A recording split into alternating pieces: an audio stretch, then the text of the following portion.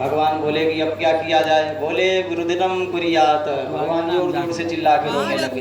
जहाँ खूब ढोल दमे मजीरा बज रहा है वहाँ कौन सुन रहा है कि भगवान रो रहे हैं कि क्या कर रहे हैं। वो सब खूब अपना नाच गा रहे हैं, किसी को कुछ पता नहीं क्या हो रहा है। भगवान जब देखे कि कोई मेरी तरफ ध्यान नहीं दे रहा है, अब लग रहा है कुछ दूसरी युक्ति करनी पड़ेगी। भगवान ने जो पैर निकाला और गाड़ी पे ले एक लात खींच के मारी। गाड़ी धड़ाम से उड़ गई और गिरी। गाड़ी तुरंत उल्टी हो गई। सब भागते भागते आए, बोले अरे ये क्या हुआ, ये क्या हुआ, लल्ला कहाँ है, लल्ला कहाँ है। जब देखे तो लल्ला के गाड़ी के नीचे लल्ला पड़े, बढ़िया उसी में पड़े चुपचाप। मैया ने उठाया जल्दी जल्दी, हड़बड़ा के जब अपने गोदी में लिया, मैया ने स्तनपान कराया। लल्ला ने खूब बढ़िया से स्तनपान किया। मैया खुश हो गई, बोली चलो लल्ला तो ठीक ठाक है। दो ग्वाले छोटे छोटे थे बच्चे। मैया बोली अच्छा ये बताओ ये गाड़ी कैसे गिरी, न कोई तूफान आयो न कुछ आयो, गाड़ी कैसे गिर गई। मैं तो लल्ला को आराम से सेफ से लौटा के गई थी। दो बच्चे थे, बोले मैया मैं बताऊं कैसे गिरी। बोले बताओ। बोले तेरे लाला ने खूब जोर से लात मारी या गाड़ी में गाड़ी गिर गई। बोली दारी के पागल है गो, भांग खा के आयो, क्या बात है। बोले बता इतने 1 महीना का लल्ला इतनी तेज गाड़ी में लात मारे वो गाड़ी उड़ जाएगी। बोले मैया तो कोई कसम खिला ले, मोए यही बात सत्य है। बोले नहीं ऐसा हो नहीं सकता। अच्छा करो तुम जाओ, तुम सब तो झूठ बोल रहे हो, यहाँ से जाओ जाओ। बोले 1 महीने का बच्चा इतनी तेज गाड़ी में, वो तो भगवान है, भगवान की लीला तो परम्पार है, कुछ भी कर सकते हैं भगवान को। मैया बोले कि ये सब भांग खा के आए, सब झूठ बोल रहे हैं, ऐसा हो ही नहीं सकता। इधर इसी बहाने बैलगाड़ी का जो इस पे था बैलगाड़ी, फिर उसके बाला नाम रोदनम कुरियात, फिर उसके बाद आ गया सकटासुर। यही जो बैलगाड़ी वाला जो इस पे राक्षस था इसका नाम था सकटासुर। सकटासुर का भगवान ने उद्धार किया। फिर उसके बाद आया तृणाव्रत, कुछ दिन फिर बीता, फिर आया तृणाव्रत नाम का एक राक्षस आया। तृणाव्रत चक्रवात जिसको बोलते हैं, कभी कभी नहीं उठता है तूफान, घेरा बना करके चलता है, वो राक्षस आया। मैया की गोदी में बैठे कन्हैया जी दूध पी रहे थे। बोले लो एक मामा जी फिर आ गए, अभी तो एक की छुटकारा कराया, दूसरे फिर पहुंच आए। बोले अब इनके संग में क्या किया जाए भाई। बोले मैया अभी तो मैं तो मैया के गोद में बैठा हूँ, अब मैं उतरूंगा कैसे, अभी तो बोलने लायक हूँ नहीं, इसलिए अब क्या किया जाए। भगवान ने अपना वजन बढ़ाना चालू कर दिया मैया के गोद में बैठे बैठे। जैसे ही गोद बढ़ाना चालू किया मैया घबराने लगी। मैया बोली अरे ये छोटे से लाला के अचानक से वजन क्यों बढ़ने लग गया। मैया देखते देखते जब परेशान हो गई, बोली क्या पता 2 घंटे से दूध पिला रहे हैं, दूध से वजन बढ़ गया हो। मैया ने तुरंत क्या किया, उतार के लाला को नीचे आंगन में खेलने के लिए छोड़ दिया। लाला खेलने लग गए और मैया को कोई काम आ गया, मैया चली गई रसोई में। इधर तृणाव्रत को समय मिला और तृणाव्रत भगवान को चक्रवात के सहारे आया और उठा करके अपने कंधे पर बैठा लिया। कंधे पर बैठा करके उड़ने लग गया, पूरे ब्रजमंडल में घूमने लग गया। भगवान बोले चलो इसी बहाने मैं दर्शन कर रहा हूँ। क्यों? क्योंकि कुछ दिन बाद मुझे चोरी भी तो करनी है सबके घर घूम घूम के, इसी बहाने चलो मामा जी उड़न खटोला अच्छा लेकर के आए हैं जो पूरा गाँव घुमा रहे हैं मुझे। घुमा कर सब छोड़, जब पूरा घुमा लिए, जब सोचे कि अब ब्रजमंडल से इसको बाहर लेकर के जाऊंगा और वहाँ पे इसका वध करूंगा, भगवान भी तुरंत अपना वजन बढ़ाना चालू कर दिए। जब भगवान वजन बढ़ाना चालू किए तो ये घबराने लग गया। बोला चारों तरफ मुड़ हिला हिला के देखने लग गया, कहीं ऐसा तो नहीं मैं नंद भवन से कोई पत्थर उठा लाया हूँ। भगवान बोले ये लो भक्त सब मुझे पत्थर में मुझको देखते हैं और ये मुझ में पत्थर देख रहा है, ये भी एक विडम्बना है इसकी। जब भगवान वजन बढ़ाना चालू किए, बोले इसको पत्थर से ही मार करके उद्धार करूंगा। भगवान ने जो अपना वजन चालू बढ़ाया, खूब ज़्यादा सा ऊपर से जितना तेज झटका मारा वो आकर के पत्थर से टकरा करके उसकी मृत्यु हो गई। बोलिए तृणाव्रत मर्दन भगवान की। इधर मैया बोली कि जितने भी आ रहे हैं सब दुष्ट अपने आप ही मरे चले जा रहे हैं, जो जैसी जिसकी करनी हो वैसे आ रहे हैं। पर ये हो क्या रहा है कि जब से हमारे घर पे लाला ने जन्म लिया है तब से इतने राक्षस पता नहीं कहाँ से आया कि मर रहे हैं। पर बार बार इन लीलाओं का चिंतन करने की आवश्यकता है। क्यों? बोले कि परीक्षित ये लीला जो हमने आपको सुनाई है तीनों की, पूतना की या सकटासुर की या तृणाव्रत की, बोले हमारे जीवन में घटित घटना है। बोले महाराज कैसे? बोले क्योंकि असुर हमारे भीतर भी आक्रमण कर रहे हैं, ये हमारा शरीर ही ब्रजमंडल है। बोले जो हमारा ये शरीर है यही ब्रजमंडल है और इसी के जो आत्मा स्वरूपी भगवान बैठे हैं, आत्मा में ही परमात्मा का वास है, उसी में भगवान बैठे। और ये जो पूतना है, ये पूतना को बोले अविद्या का रूप बताए कि अविद्या का स्वरूप है। कुछ और दिखे जैसे है कुछ और दिखता कुछ और है। जैसे बच्चा पैदा होता है तो जब तक गर्भ में रहता है तब तक वो बहुत प्रार्थना करता है कि हे भगवान मुझे एक बार इस नरक से तू मुक्त करा दे, मैं आजीवन तेरा भजन करूँगा। और जैसे ही धरती पर आता तुरंत कहता कि हाँ कि मैं कहाँ आ गया। भगवान की माया इतनी उसको घेर लेती है कि वो भजन भूल जाता है भगवान का। तो ऐसे ऐसे हमारे जीवन में उतारने की कथा महाराज जी ने बताई। फिर उसके बाद कुछ दिन बीतने के बाद में वसुदेव जी को गर्गाचार्य जी मिले, जो इनके पुरोहित थे। वसुदेव जी के पुरोहित गर्गाचार्य जी, वो बोले कि ऐसा करो प्रभु, आप नंदगांव चले जाओ और नंदगांव जाकर के हमारे बच्चे का नामकरण संस्कार कर दो। वो वहाँ से चल दिए। गर्गाचार्य जी आए जब घूमते घूमते नंदगांव में, बोले कि मैं इनके घर पे कैसे जाऊँ। जैसे किसी के घर अगर दूसरे ब्राह्मण जी आए, भेज दिया पंडित जी उनके घर चले जाओ सत्यनारायण भगवान की कथा करनी, तो पंडित जी पहले जाके पूछेंगे ना, फ़ोन कर दो भैया मैं उनके दरवाजे पर आ गया हूँ। तो ऐसे भगवान जब गर्गाचार्य जी पहुँचे वहाँ पे, वो सोचने लग गए कि मैं जाऊँ कैसे। जैसे ही नंद बाबा ने देखा, हाथ जोड़ करके भगवान ऋषि जी का स्वागत किया, बोलिए आओ महाराज पधारो। बहुत अच्छी तरह से भगवान ने उनका स्वागत किया और अपने घर में बुलाए। घर में बुला करके महाराज ने उनसे पूछने लगे कि महाराज एक हमारी मन की बहुत बड़ी शंका है। भगवान बोले क्या? बोले कि हमारे घर पे जब से लाला ने जन्म लिया है तब से अनेक प्रकार की घटनाएं घट रही है। बोले कैसे? बोले कि कभी पूतना आ जा रही है, कभी सकटासुर आ जा रहे हैं, कभी कोई ईश्वर आ जा रहे हैं, ऐसे ऐसे अनेक प्रकार की घटना हुई। तो ऐसा करिए इसकी ग्रह दशा देखिए महाराज कि हमारे लल्ला की कहीं कोई ग्रह दशा तो नहीं गड़बड़ है। महाराज बोले कि ग्रह दशा इसकी क्या? अच्छा बात है, इसका नाम बताओ। बोले महाराज नाम तो अभी इसका हुआ ही नहीं है, क्या नाम बताएं आपको? महाराज बोले ऐसा आप करो कि आप ही इसका नामकरण कर दो। गर्गाचार्य जी बहुत खुश हुए, बोले चलो इसने हमारे मन की बात कह दी, मैं इसे कैसे कहता कि लाओ तो मैं तुम्हारे पुत्र का नामकरण कर दूं। इसने हमारे मन की बात कह दी। बोले कि हाँ ये काम बढ़िया बताया तुमने, मैं तुम्हारे पुत्र का नामकरण जरूर करूँगा। गर्गाचार्य जी इधर अंदर जा कर के बता दे। बोले लेकिन एक शर्त पे तुम्हारे बच्चे का नामकरण का। बोले क्यों? बोले मैं यदुवंशियों के कुल का पुरोहित हूँ, इसलिए मैं आपके घर अगर नामकरण करूँगा तो ये किसी को पता न चले, इसलिए चोरी चुपके छोटा मोटा कार्यक्रम हो जाएगा और मैं नामकरण कर दूंगा। नंद जी बाबा मान गए। बोले ऐसा करो गौशाला में जगह है महाराज, गौशाला में मैं आप चलिए बैठिए, आपका बिस्तर लगा रहा हूँ मैं वहीं पे, दोनों बालकों को लेकर के आ रहे हैं। इधर रोहिणी जी बोली कि बहुत अच्छे संत हैं हमारे गर्गाचार्य जी, बहुत विद्वान हैं।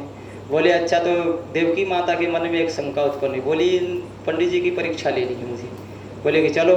तो कैसे परीक्षा लेनी है? बोले कि तू अपना पुत्र मुझे दे दे और मेरा पुत्र तू अपनी गोदी में ले ले। बोले ठीक है। लेकर के आई, आकर के गर्गाचार्य जी के सामने बैठ गए। जैसे ही भगवान ने कन्हैया जी के ऊपर दृष्टि डाली तो भगवान गर्गाचार्य जी एकदम समाधि में लग गए। देखते ही रह गए, भगवान की अनेक छवियां उनके सामने दिखने लगी। गर्गाचार्य जी पहचान गए कि कोई और नहीं है, स्वयं भगवान इनके घर पर प्रकट हुए हैं। भगवान एकदम समाधि में खो गए, देखते ही रह गए। देखते मैया सोची कि भगवान का पता, गर्गाचार्य जी कोई नाम अच्छा से सोच रहे होंगे इसलिए समाधि में लगे हैं। महाराज देखते देखते 1 घंटा बीता, 2 घंटा बीत गया, 2.5 घंटा, महाराज ऐसे समाधि में ही लगे। बोले बाबा न हिल लो न डोल लो न कुछ बोल रहा है, इसके क्या हो गया, इसको बताए। तो नामकरण करने आए थे, पता नहीं दूसरी समाधि में खो गए। उन्होंने बोला कि क्या पता, मुझे तो ऐसे लग रहा है। रोहिणी जी बोली मुझे तो ऐसा लग रहा है बाबा की सांसें भी नहीं चल रही है, क्या पता सांसें भी अटक गई। रोहिणी जी बोली बाबा को जैसे 2 बार झटका मारा। अरे वो बाबा, जैसे उन्होंने हटका तुरंत भगवान जाके बोले कि अरे क्या हुआ मैया? बोले कि अरे मैं तो नामकरण कर। बोले भाई बाबा ऐसो नाम नहीं, कैसो नामकरण मत करो कि हम ही डर जाएं। हम तो एकदम डर ही गए कि महाराज बाबा को क्या हो गया। बाबा जी ने तुरंत उसके बाद जैसे ही उन्होंने दूसरे पे दृष्टि डाली तुरंत देख लिया। बोले अहम रोहिणी पुत्र। भगवान तुरंत बता दिए जो तेरे गोदी में लल्ला है ये तेरा नहीं है, रोहिणी का पुत्र है। भगवान बोले ये आगे चल कर के महाबलशाली होगा, उसका नाम बलराम रख दिया। बोले महाराज अब इसका क्या नाम है? बोले इसका नाम, महाराज जी बोले इसके तो तमाम नाम हैं, विष्णु सहस्र नाम, गोपाल सहस्र नाम, सब इसी के नाम अंते भरे हैं। मैया बोली बाबा इतना नाम नहीं चाहिए, कोई एक चौकों से देख के नाम के रख दो। भगवान बोले चलो अच्छा इसी के। फिर का भगवान ने इनका नाम गर्गाचार्य ने कृष्णा रख दिया। बोले इसका मतलब क्या है? बोले कृष्णति यदि कृष्ण, जो अपनी छवि से सबको आकर्षण कर ले उसका नाम कृष्ण है। मैया बोले कि छवि से अपना, फिर बोले मैया बाबा जी थोड़ा इसका भविष्य भी बता दो। बोले भविष्य इसका कि आगे चल के बहुत बड़ा चोर होगा। बोले मैया क्या बात कर रहे हो? बोले चोर चोरा ग्रान्याम चदुकूल चौरम, बोले कि ऐसा ही चोर नहीं है, ये इतना बड़ा चोर है, चोरों का सरदार होगा। तो भगवान इसमें कई तरह की विधा बताए गर्गाचार्य जी की। चोर एक तो सबके पापों का संचित चोर करने वाला, जो सबका पाप हरण करने वाला भी चोर बता दिए इनको। और दूसरा बताया कि गोपांगनानाम चदुकूल चौरम, कि गो कभी चीर हरण करेगा वो भी चोरी करेगा, कभी माखन की चोरी। भगवान बोले कि ये महाराज ये तो अगर इतना बड़ा चोर होगा, बोले घबराने की कोई बात नहीं है, चोरों का सरदार होगा, लेकिन ये ऐसा चोर नहीं होगा कि मतलब तुम्हारे नाक कट जाएगी, ऐसा कोई धब्बा कभी नहीं लगने देगा। फिर उसके बाद कुछ दिन बीता, भगवान का नामकरण हुआ, दोनों लीला करने लग गए। इधर बलराम जी और इधर बाल कन्हैया लाल जी, कभी ठुमुक ठुमुक चलने लग गए, कभी करधन चलने लग गए, कभी चंदा के लिए लड़ जाते तो कभी कुछ। कभी एक बार चंदा के मैया बोले, भाई भगवान बैठे बैठे रो रहे थे, बोले क्या चाहिए? चंदा को देख करके रो रहे थे कि मुझे चंदा ही चाहिए। भगवान बोले मुझे चंदा ही चाहिए। बोले कि बाल हट और त्रिहट, बहुत जबर हट बताया गया है कि अगर कोई स्त्री भी अपने हट पर आ जाए कि मुझे चाहिए ही चाहिए, तो उसको चाहिए ही चाहिए, चाहे कुछ भी हो जाए, वो मानने वाली नहीं है। इसी तरह से बाल हट है, अगर बालक किसी चीज़ के लिए अगर रोने लग जाए तो उसको चाहिए, चाहे कहीं से ला करके दो, लेकिन तो भगवान बोले मुझे चंदा ही चाहिए, चंदा ही चाहिए। भगवान मैया बोली अब चंदा कैसे लाया जाए? मैया ने एक उपाय किया कि थाली में पानी भर करके रख दिया और उसमें चंदा की परछाई दिखाने लग गए। बोले दे चंदा, मिल गई। बोली ये चंदा नहीं, मुझे वही चंदा चाहिए। वही भैया बड़े चक्कर में पड़ी, बोली ये चंदा कहाँ से लाऊं तुझे? फिर उसका मैया बोले ऐसा ऐसा अगर तू चंदा के पीछे चक्कर में झूठा ही पड़ो है, मैं तो बहू ला दूंगी।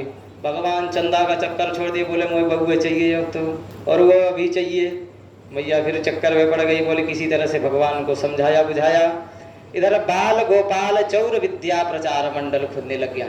भगवान ने सभी गोपगणाओं को बुलाया और एकत्रित किया। बोले एक खेल और खेलेंगे। भगवान बोले, ग्वाल मंडल सब बोले कि कौन सा खेल खेलेंगे? बोले चोरी करेंगे। बोले कौन सी चोरी? बोले ऐसी वैसी चोरी नहीं करेंगे, सबके घर में माखन की चोरी करेंगे। बोले भैया हमने तो कभी सीखो नहीं है चोरी करना, ये सब तो तू ही जानता है, हमारे तो आता नहीं है चोरी वोरी करने। तो ऐसा बोले कि पहले ऐसा करो, सब लोग अपने अपने घर में चोरी करो, सब लोग अपने अपने घर में जाकर के चोरी करो। सब अपने अपने घर में जाकर के चोरी, कोई पिट गया, कोई पकड़ गया, कोई मारा गया, जो बच गए। भगवान बोले क्या हुआ? सब जिसने जिसने मार खाई वो बोले भैया आज के बाद तो हम चोरी नहीं करेंगे। भगवान बोले अभी से डर गए तुम, ऐसा करो कि एक हम लोग मंडली बनाते हैं, उस मंडली का नाम रखेंगे बाल गोपाल चौर विद्या प्रचार मंडल। भगवान बोले इसके अध्यक्ष कौन होगा? भगवान बोले इसके अध्यक्ष मैं बनूंगा। भगवान तमाम तरह की, फिर उसके बाद सबके घर पे कभी छीगन के नीचे चढ़ गए, दो चार ग्वालन को नीचे खड़ा किए, उसके ऊपर चढ़ गए, चढ़ करके छीगन के नीचे ऊपर से निकाल के मटका खाने लग गए। कुछ दिन तक जब ऐसे ही बीता, फिर उसके बाद भगवान कुछ दिन तक गोपियों के घर पे नहीं गए। तो गोपियों को बड़ा अचंभा, गोपियाँ दर्शन करने के लिए लाहित हुई। जब भगवान सब ने अपने मन में विचार किया कि भगवान अब हमारे घर पे ऐसा करो, सब लोग झुंड बना करके चलते हैं माता जी के, यशोदा जी के घर पे, वहाँ चल के लाला की शिकायत करेंगे। बोले कि लाला की शिकायत करेंगे? तो बोले ऐसे नहीं करेंगे, लाला को सामने ला करके लाला की शिकायत करेंगे। तो सब लोग आज पहुँचे न गए, सब लोग अपने घर में बुलाने लगे भगवान को। आप भी अपने दोनों हाथों से ताली बजाकर भगवान को अपने घर में बुलाएं कि आज मोरे अंगना, अरे आज मोरे अंगना में आओ नंदलाल, आओ नंदलाल, दर्शन की प्यासी गुजरिया है श्याम। आज मोरे अंगना में आओ नंदलाल, आओ नंदलाल, दर्शन को प्यासी गुजरिया श्याम। अंगना में आओ मेरे माखन को खाओ, अंगना में आओ मेरे माखन को खाओ, मीठी मीठी बतिया सुनाओ नंदलाल, सुनाओ नंदलाल, आज मोरे अंगना में आओ नंदलाल, आज मोरे अंगना में आओ नंदलाल। गोरी गोरी मटकिन में गोरी गोरी दहिया, गोरी गोरी मटकिन में गोरी गोरी, या प्यार से भोग लगाओ घनश्याम, लगाओ घनश्याम, आज मोरे अंगना में आओ नंदलाल। खाओ ब्रिज रानी को माखन रुचि रुचि, खाओ ब्रिज रानी को माखन रुचि रुचि, प्रेम ते रोज रोज पाओ नंदलाल, पाओ नंदलाल। आज मोरे अंगना में आओ नंदलाल, दर्शन की प्यासी गुजरिया श्याम। बोली भक्त वत्सल भगवान की। सभी लोग मैया के पास में पहुंच गए।